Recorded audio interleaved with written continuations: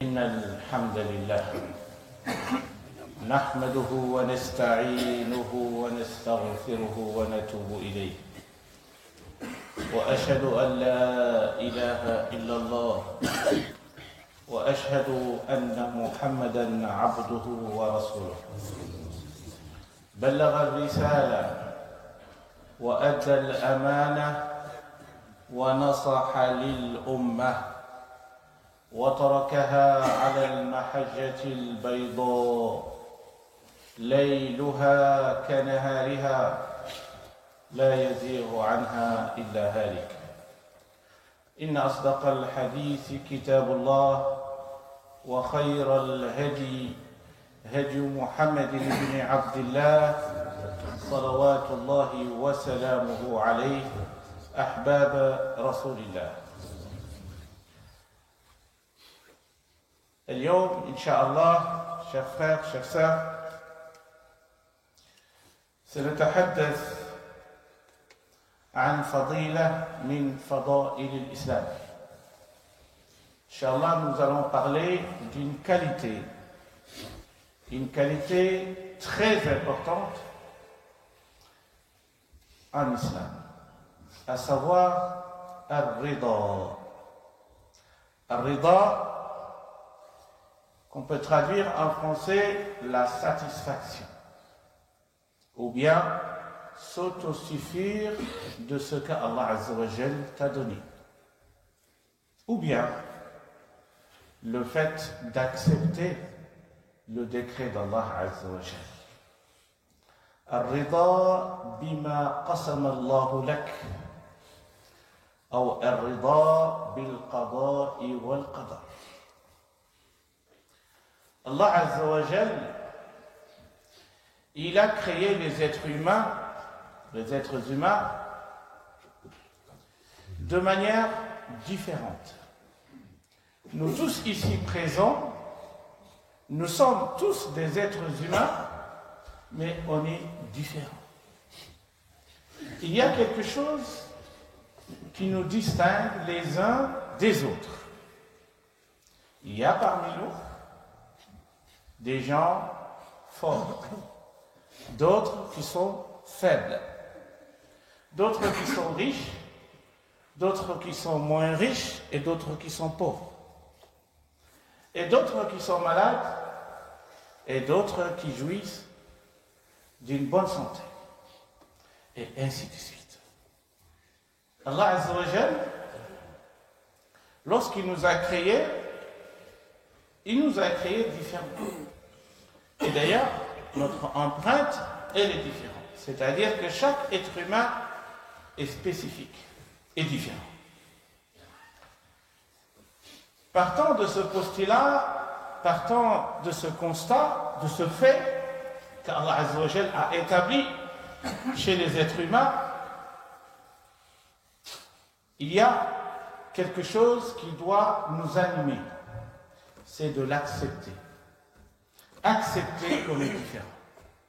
Accepter que mon frère ou ma sœur a quelque chose que je n'ai pas, et il se peut que moi aussi j'ai quelque chose que lui ou elle n'a pas.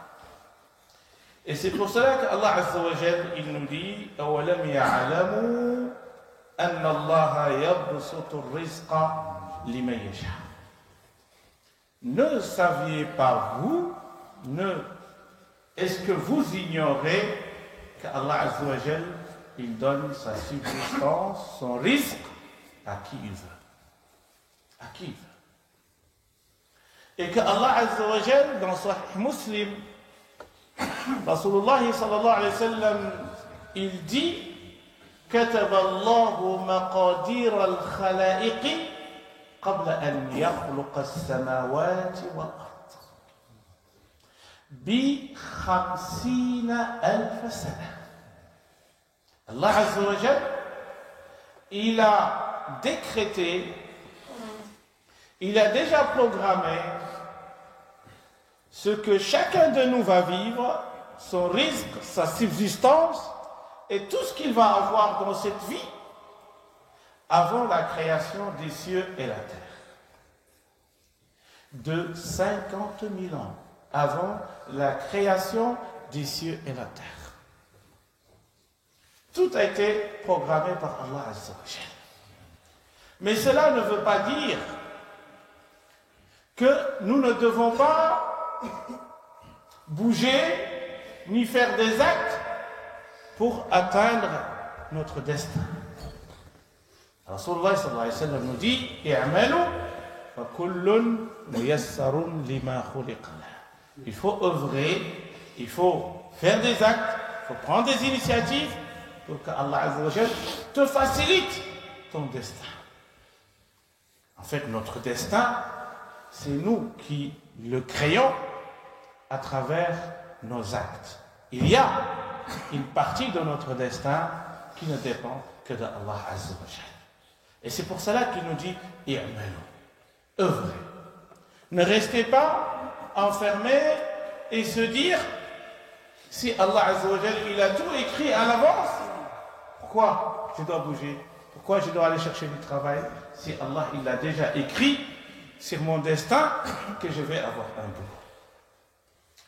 Donc, partant de ça, l'être humain doit avoir un nafs al-hadi'a al-mutma'inna.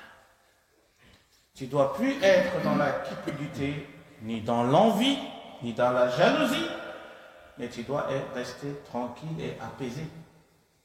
Parce que les choses ne dépendent pas de toi. Celui que tu ne veux pas qu'il aille son risque, qu'il soit privé de quelque chose, ça ne dépend pas de toi. C'est Allah qui décide. Et donc, nous devons rester tranquilles et apaisés. Rasulullah sallallahu alayhi wa sallam, il nous dit un hadith. Et si on comprend réellement ce hadith, on sera tranquille le restant de notre vie. Nous n'allons plus nous inquiéter. Nous allons œuvrer, nous allons faire des initiatives, mais nous serons tranquilles. Parce que le plus important dans cette vie, c'est la tranquillité du cœur. C'est l'apaisement du cœur. Il y a des gens qui sont riches, il y a des gens qui ont tout, mais ils n'ont pas cette tranquillité, cette sakina, cette itmi'nan lil qalb. C'est ça qu'il faut rechercher dans cette vie. C'est ça qui nous procure le bonheur, la béatitude et la félicité. On peut l'avoir que avec le cœur tranquille, l'esprit tranquille. Qu'est-ce que dit ce hadith?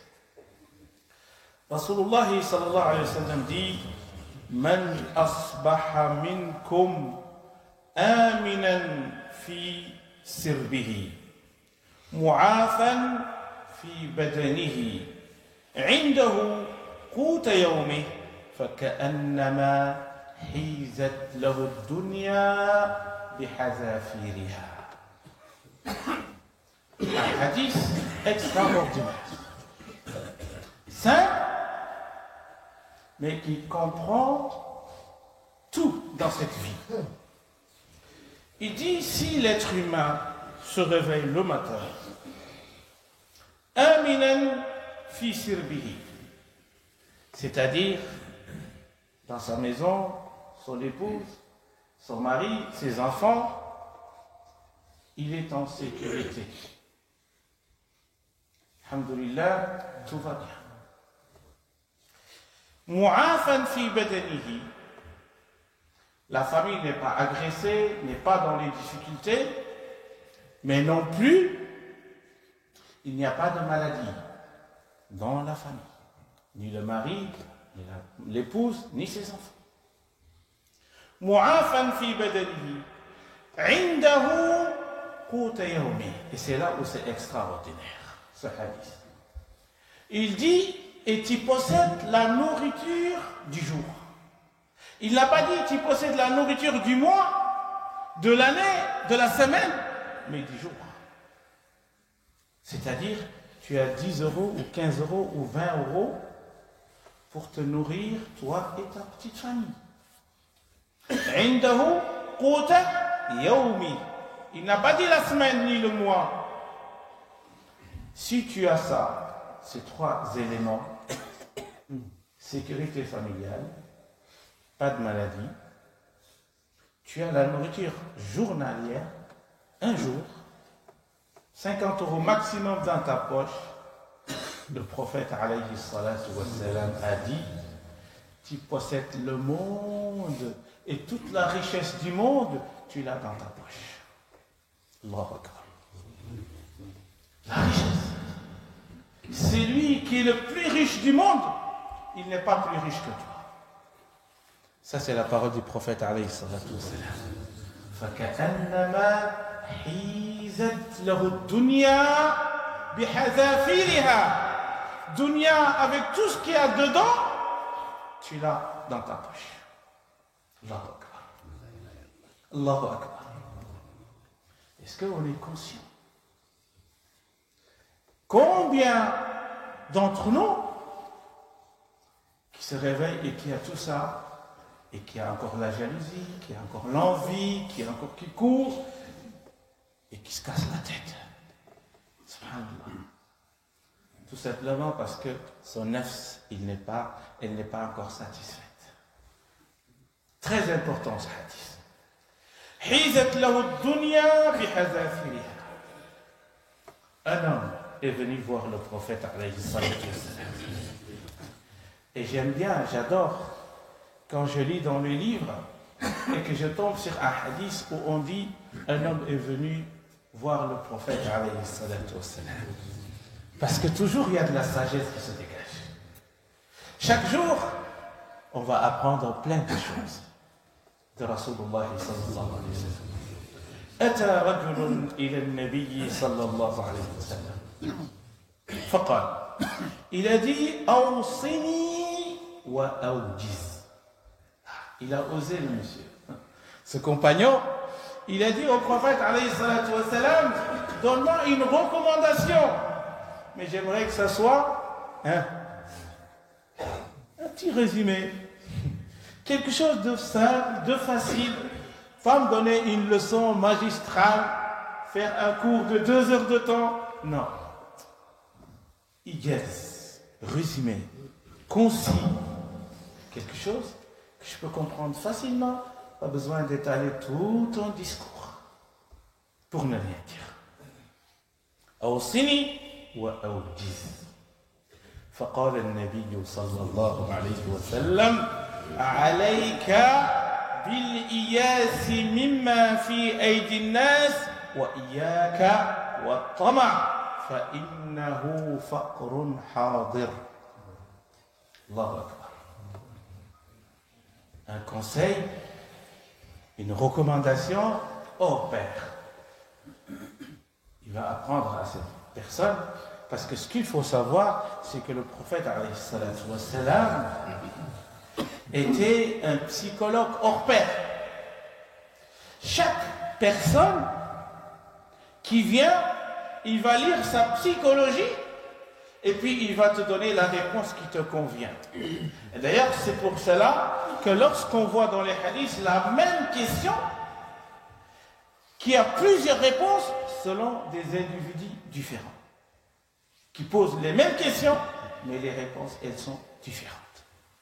Parce qu'il va adapter sa réponse avec chaque individu selon sa question et selon son état et sa situation. Ça, tous les du'at, al-a'imma, ils doivent apprendre ça. C'est pas tout simplement de maîtriser les hadiths et les versets et commence à donner des fatwas et commence à orienter les gens. Il faut comprendre la société, comprendre ce qui se passe dans la société et comprendre la psychologie des humains. Et ça, c'est très important.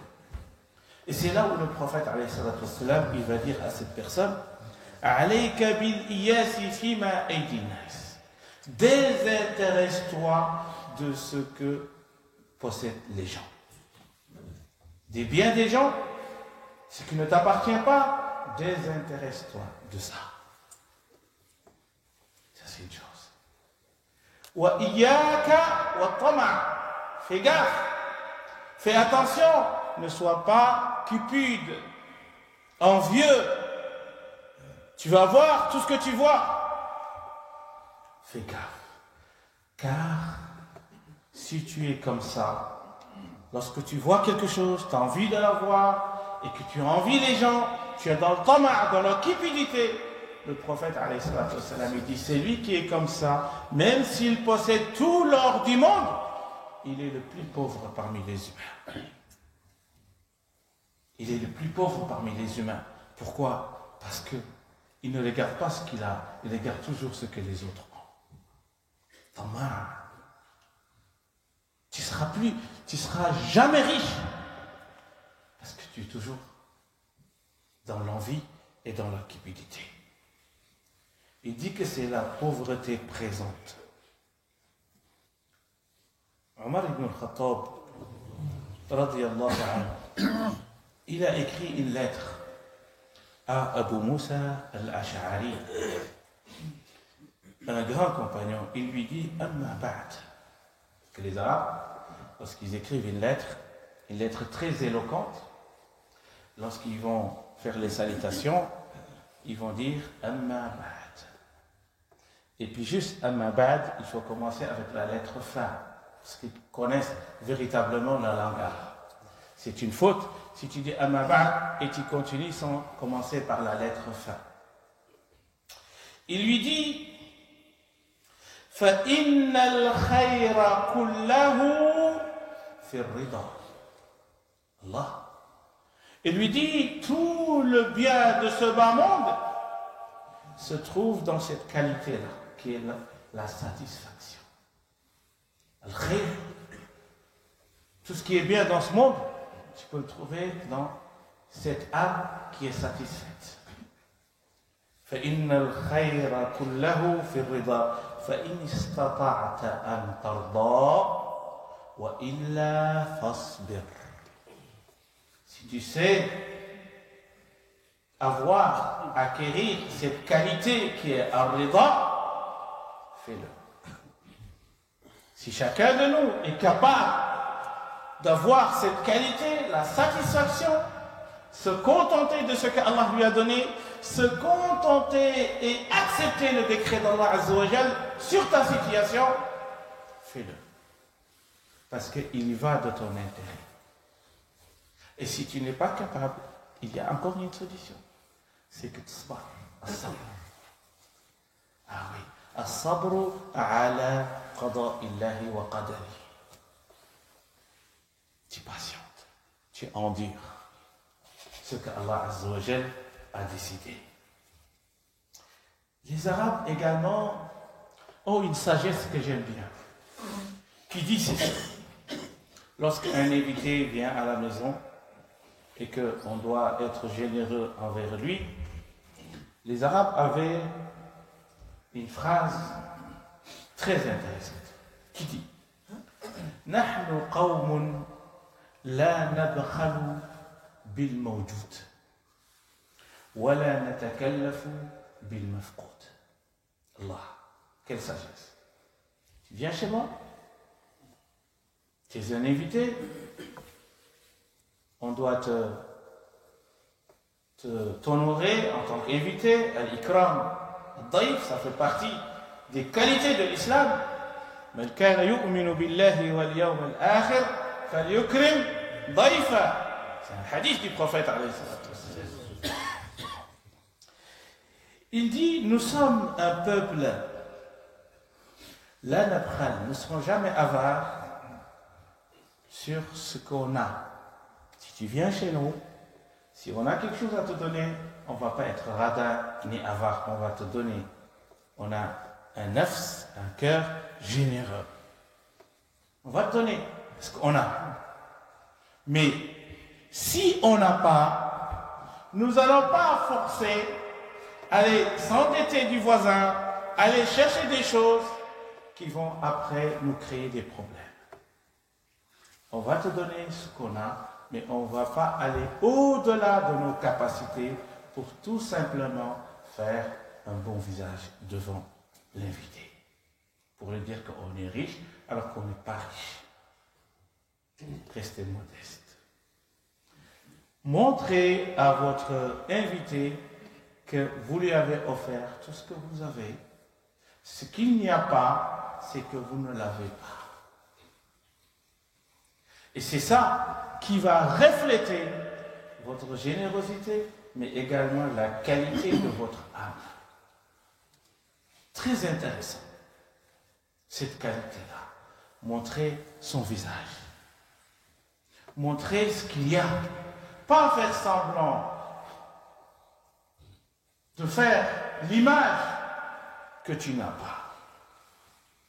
D'ailleurs, un autre homme est venu voir le messager d'Allah, Muhammad alayhi salatu wa salam.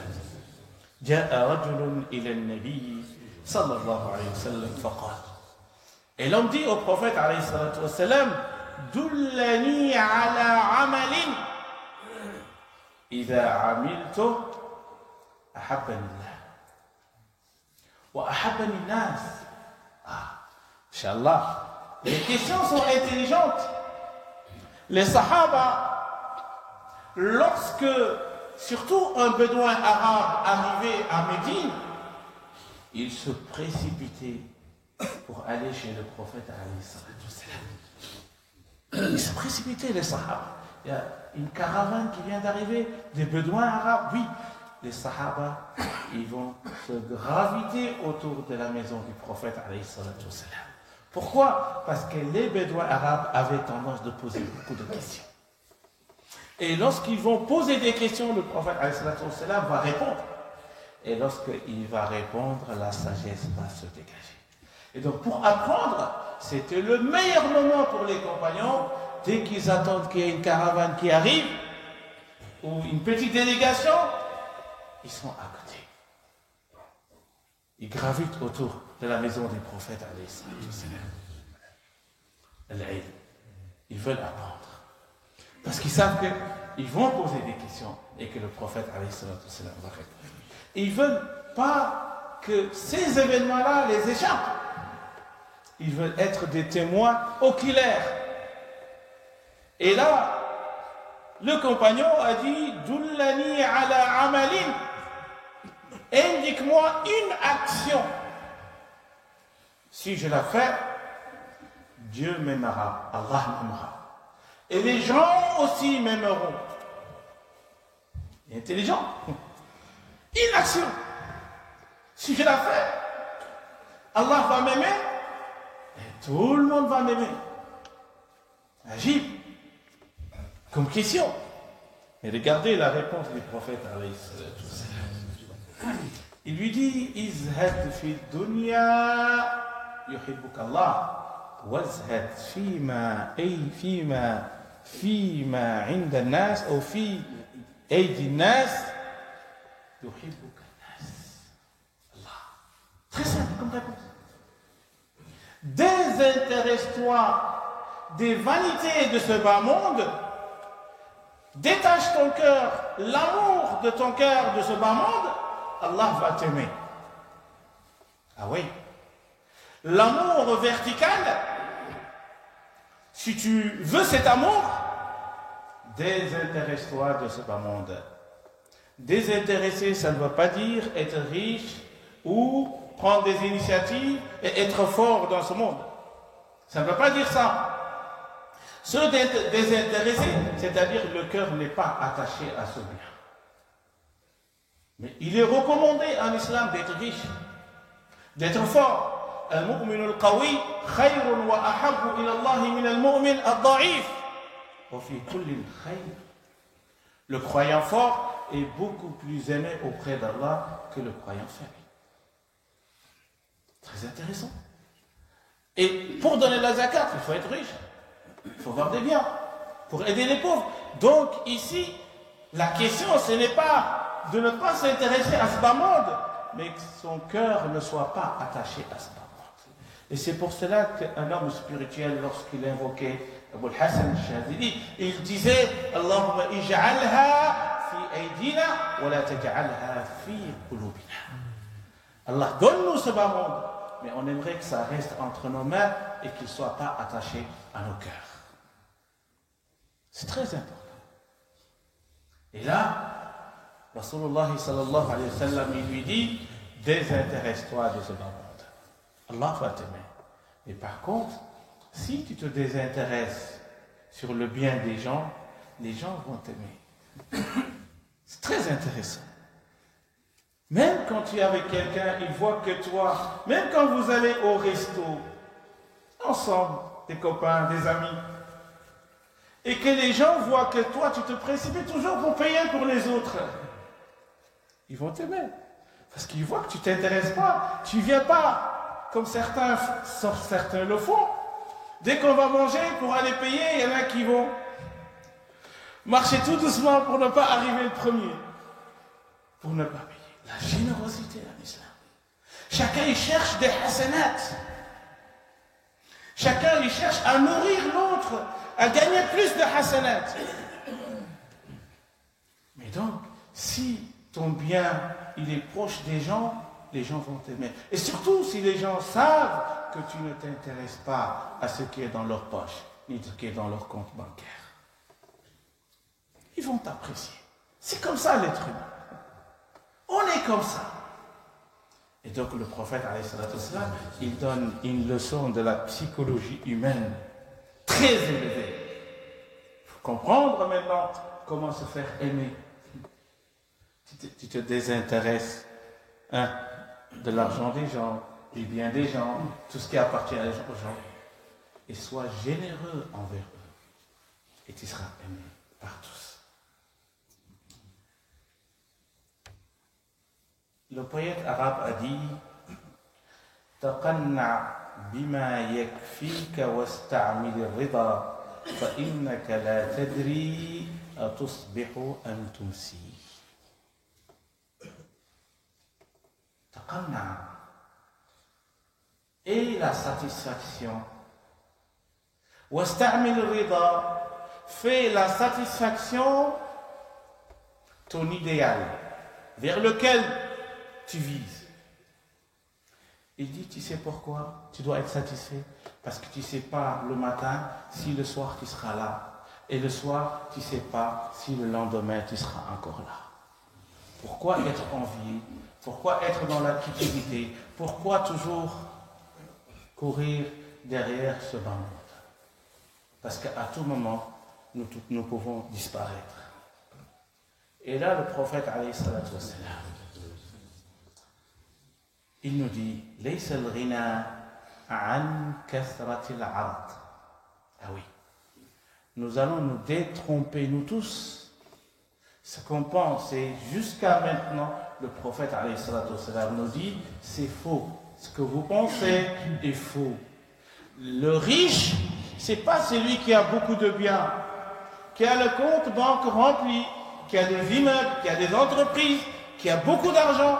Ce n'est pas celui-là le riche, c'est le prophète alayhi salatu wassalam qui parle. C'est qui, ya Rasulallah, c'est qui le riche? Il nous dit innamal ghina ghina nafs. Allahu akbar. Celui qui est riche, c'est celui qui est riche avec son âme charnelle, son nafs. C'est lui qui se s'autosuffit de ce qu'Allah lui a donné. Si tu te contentes de ce que Allah t'a donné, tu es le plus riche. Parce que ne pas être riche, ça veut dire quoi? Ça veut dire que le sentiment qu'il te manque quelque chose et que tu veux encore acquérir encore autre chose et autre chose, tu es toujours dans l'envie et la cupidité et donc tu n'auras jamais la satisfaction et la tranquillité et l'apaisement de ton âme. La richesse, c'est la richesse du nafs. S'autosuffire de ce que Allah Azza wa Jal t'a donné. لو كان لابن آدم واد من ذهب لتمنى ثانيا ولو كان لابن آدم واديان من ذهب لتمنى ثالثا ولا يملأ بطن ابن آدم إلا التراب. Si l'être humain avait une montagne d'or, il aurait souhaité une deuxième. Et s'il avait deux montagnes d'or, il aurait souhaité une troisième. Rien ne remplit le ventre de l'être humain que du sable. فما قضى أحد منها لبانته فمن قضى أرب إلا ila arbin. Personne dans ce monde n'a atteint tous ses objectifs, toutes ses ambitions. Toutes les personnes qui sont dans les cimetières, allez-y les interroger.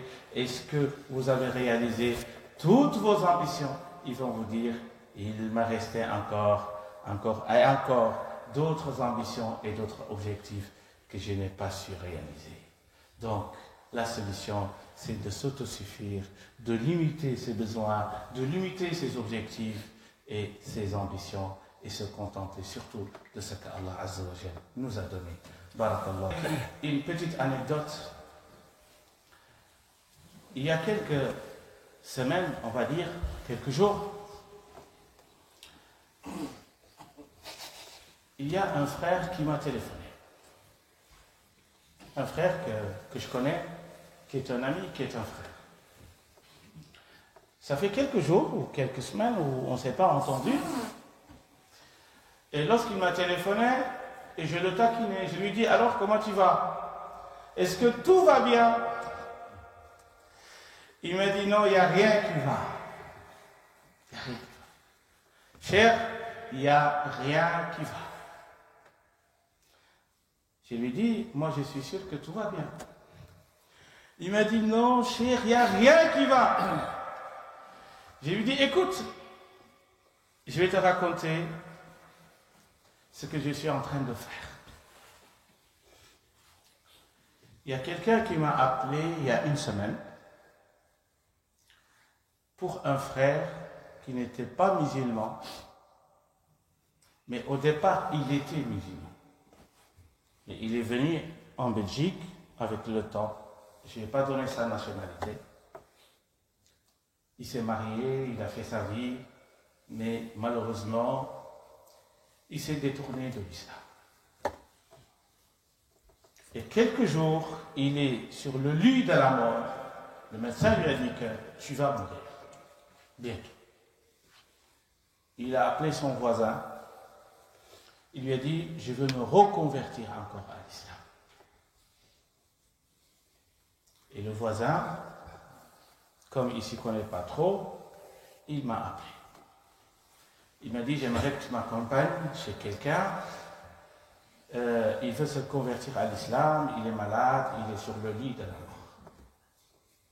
Et j'aimerais que tu m'accompagnes, on va aller faire la shahada, et puis on va faire quelques doigts pour lui.